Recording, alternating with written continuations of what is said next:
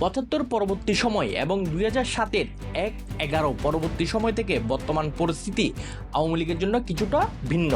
Bangla bulletin চ্যানেলের আজকের ভিডিওতে জানাবো বর্তমান পরিস্থিতি সামলানোর জন্য আওয়ামী লীগ যে 4টি কারণে এখনও ঘুরে দাঁড়াতে পারছে না। প্রিয় দর্শক, আপনি যদি বাংলা বুলেটিন চ্যানেলে নতুন হয়ে থাকেন তবে চ্যানেলটি সাবস্ক্রাইব করে পাশে থাকা বেল আইকনটিতে ক্লিক করুন। পয়েন্ট 1, ৭৫ পরবর্তী সময়ে আওয়ামী লীগের ছন্নচারা অবস্থায় দলটির হাল ধরেছিলেন নোয়াখালীর আব্দুল মালেক উকিল। যদিও মালেক উকিলের সময় আওয়ামী লীগে Razzak group, Tofail group, Mizanur Rahman Chowdhury group সহ বিভিন্ন উপগ্রুপ ছিল, তারপরও দলটি মালেক উকিলকে সামনে রেখে এগিয়ে গিয়েছিল। ২০০৭-এর ১-১১ পরবর্তী সময়ে দলটি যখন সংস্কারপন্থীদের চাপে ভেঙে যাওয়ার উপক্রম হয়েছিল তখন প্রয়াত রাষ্ট্রপতি জিল্লুর রহমান ও প্রয়াত সৈয়দ আশরাফ দলটির হাল ধরেছিলেন। বর্তমানে মালেক উকিল, জিল্লুর রহমান কিংবা সৈয়দ আশরাফের মতো নির্ভরযোগ্য ও সৎ নেতা খুঁজে পাওয়াটা আওয়ামী লীগের জন্য কিছুটা কঠিন। পয়েন্ট 2, ভারতের প্রয়াত রাষ্ট্রপতি প্রণব মুখার্জির সাথে আওয়ামী শীর্ষ নেতাদের খুবই ঘনিষ্ঠ সম্পর্ক ছিল। আওয়ামী লীগের সাবেক নেতা টাঙ্গাইলের কাদের সিদ্দিকীকে প্রণব মুখার্জি খুব স্নেহ করতেন। এই কাদের সিদ্দিকী মূলত ৭৫ পরবর্তী সময়ে শেখ হাসিনাকে প্রণব মুখার্জির সাথে পরিচয় করে দিয়েছিলেন। প্রণব মুখার্জির ওয়াইফ শুভ্রা মুখার্জির আদিবাড়ি ছিল নড়াইলে। পশ্চিমবঙ্গের অধিবাসী হওয়ায় প্রণব বাবুও খুব ভালো বাংলা বলতে পারতেন। ২০১২-তে প্রণব মুখার্জি রাষ্ট্রপতি হবার পর তার প্রথম বিদেশ সফরে বাংলাদেশকে বেছে নিয়েছিলেন।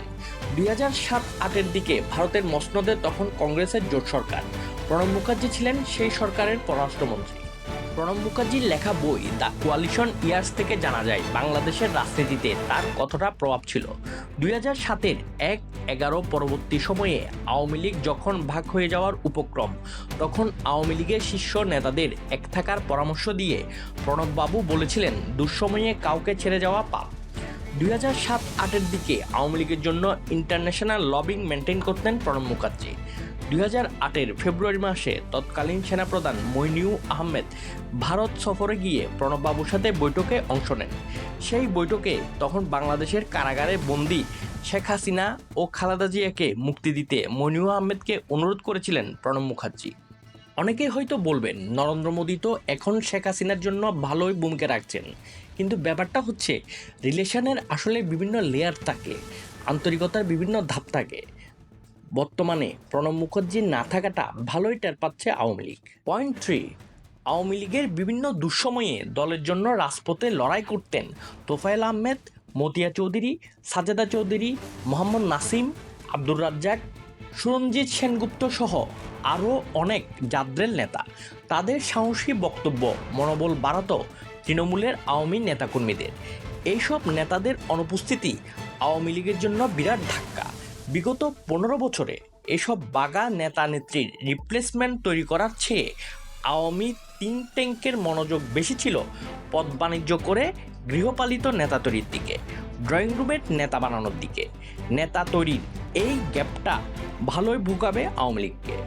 পয়েন্ট 4, বিগত 15 বছরে একটু একটু করে আওয়ামী লীগের ভিতরেই শেখ লীগ নামে একটা প্যারালাল দল গড়ে উঠেছিল। দলের সাংগঠনিক কাঠামো এবং আওয়ামী সরকারের বিভিন্ন নীতি নির্ধারণীতে এই শেখ লীগের প্রভাব প্রতিপত্তিতে বিগত সময়ে কোণঠাসা হয়ে পড়েছিল আওয়ামী লীগের ত্যাগী নেতাকর্মীরা। এসব নিয়ে তৃণমূলের নেতাকর্মীদের মনে ক্ষোভ আছে। এই ক্ষোভ যতদিন প্রশমিত না হবে ততদিন আওয়ামী লীগের ঘুরে দাঁড়ানোটা কঠিন। ৭৫ পরবর্তী কঠিন সময়ে ১৯৭৯ সালের 18 ফেব্রুয়ারি বাংলাদেশে দ্বিতীয় জাতীয় সংসদ নির্বাচন হয়েছিল। সেই নির্বাচনে শহীদ প্রেসিডেন্ট জিয়াউর রহমানের নেতৃত্বে বিএনপি ২৬০টি আসন পেয়েছিল। আব্দুল মালেক উকিলের নেতৃত্বে আওয়ামী লীগের একটি অংশ ২৯৫টি আসনে প্রার্থী দিয়ে ৩৯টি আসন পেয়েছিল। মিজানুর রহমান চৌধুরীর নেতৃত্বে আওয়ামী লীগের আরেকটি অংশ সেই নির্বাচনে এসেছিল, তারা পেয়েছিল 2টি আসন। প্রিয় দর্শক, আপনার কি মনে হয় আওয়ামী লীগ কি সামনের জাতীয় সংসদ নির্বাচনে অংশগ্রহণ করতে পারবে? করলে কয়টি আসন পেতে পারে? আপনার মূল্যবান মতামত কমেন্টে জানান। ভিডিওটি ভালো লাগলে লাইক ও শেয়ার করুন।